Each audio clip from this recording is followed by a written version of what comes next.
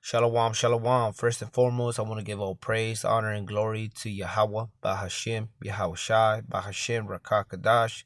Double honors to the elders and the apostles of great millstones. Peace, mercy, and blessings unto the hopeful elect. The Israelites of the Bible are the so-called blacks, Hispanic, and Native Americans. And I got an article by the Times of India, and the title reads, Earth's faster spin may cause shorter days. Scientists warn. It reads, Earth's rotation is speeding up, leading to shorter days and potential timekeeping adjustments. And that's true. We got 5 more months till this year ends, till the year 2025 ends, and then you got 2026. Scientists predict that by 2029, a leap second might be subtracted from atomic clocks for the first time ever to align with time faster spin. This adjustment highlights the dynamic relationship between human-made time and Earth's natural rhythm, influenced by geophysical changes. Scientists have discovered that Earth is rotating slightly faster than unusual, making our day shorter by a few milliseconds. While the change is minimum, it has significant implications for global timekeeping systems. Typically, leap seconds are added to atomic clocks to match Earth's slower rotation. However, if this faster spin continues, experts predict that by 2029, we may need to subtract a leap second for the first time in history. This will mark a major milestone in how we align human-made timekeeping with natural planetary rhythms, highlighting how even time is influenced by Earth's subtle yet dynamic changes. And we go to the book of Ecclesiasticus, because this is a sign and a wonder from the Heavenly Father, Yahweh Ba'Shem Yahushai. It reads Ecclesiasticus chapter 36, verse 6. It's a new sign too. Show new signs and make other strange wonders. So this is a new sign. It's the first time ever the time is going to be that they're showing that the time is being shortened. First time ever in history. Like it says in the article, it said, we may need to subtract a leap second for the first time in history. They're going to have to subtract, time from the clock because the times are getting shortened. Ecclesiasticus chapter 36, verse 6. Show new signs and make other strange wonders. Glorify thy hand and thy right arm. Who is the right arm of the Heavenly Father? That will be Yahweh Shai, who the world ignorantly calls Jesus Christ. That we may set forth thy wondrous works. This is the wondrous works of the Heavenly Father, Yahweh Ba'Shem Yahushai. We jump to verse 8. It says, make the time short. Remember the covenant. Who's the covenant of the Heavenly Father, Yahweh Ba'Shem Yahushai? Well, we go to the book of Exodus, chapter 2, verse 24. It reads, and Yahweh heard their groaning, and Yahweh remembered his covenant with Abraham, with Isaac, and with Jacob. The Heavenly Father, Yahweh Ba'Shem Yahushai, made the covenant with Abraham first, and then Abraham had sons, and he made the covenant with Isaac, and then Isaac had also sons. Well, Abraham had Isaac and Ishmael and other sons, but he made the covenant with Isaac. And then Isaac had two sons, Esau and Jacob. He made the covenant with Jacob. Ecclesiasticus chapter 36, verse 8.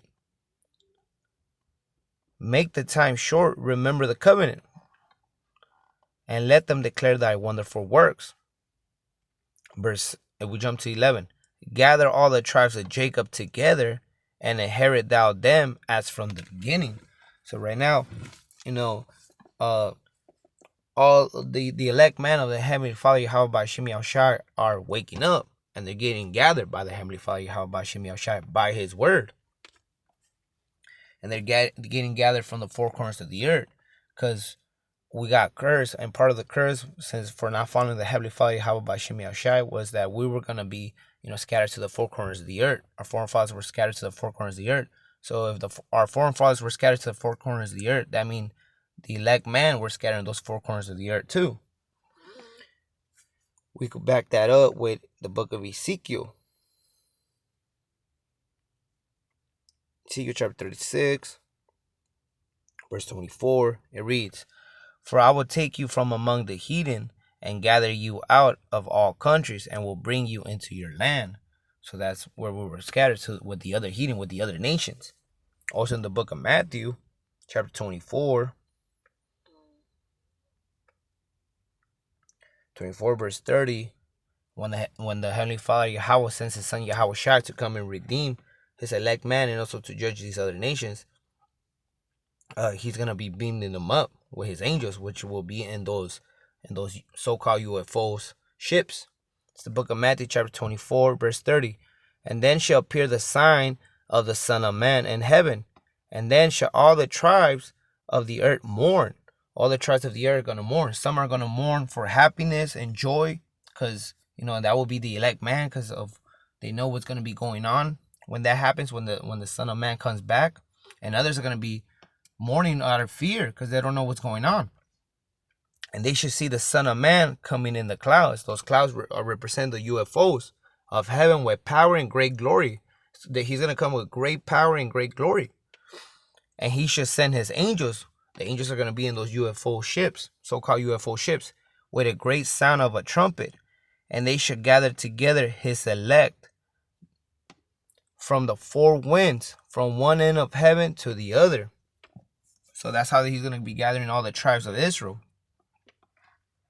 If we jump up to verse 21, because it talks about the days being shortened, it reads Matthew 24, verse 21. Well, if we jump up to Salak for that, if we jump to verse 3, it says, And as he sat upon the Mount of Olives, the disciples came unto him privately, saying, Tell us, when shall these things be, and what shall be the signs of thy coming and of the end of the world?